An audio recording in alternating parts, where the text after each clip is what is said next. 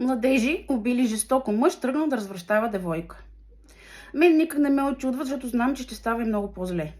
Но гледам се пита къде са родителите на тези деца и защо не си били свършили работата. Коя работа точно и кои родители?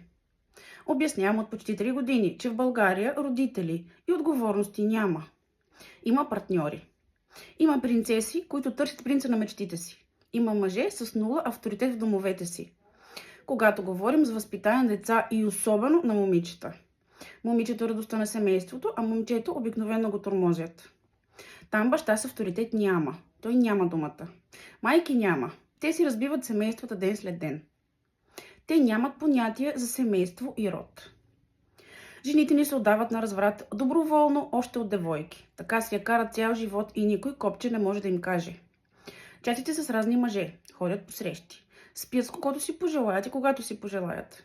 Правят си аборти до откат, сключват там по някой брак или раждат 1-2 деца. После си хващат багажа и си тръгва в търсене на друг мъж. По-добър от бащата на децата им.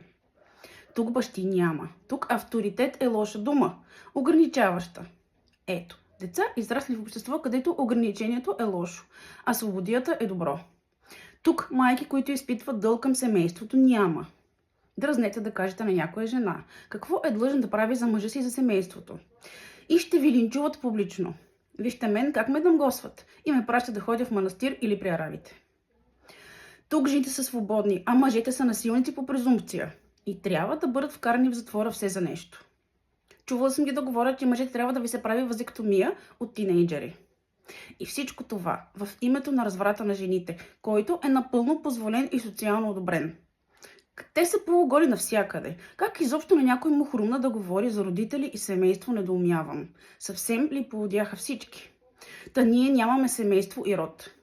Ценностите са нещо неприятно, мухлясало и остаряло. Ние сме модерна държава, т.е. куха.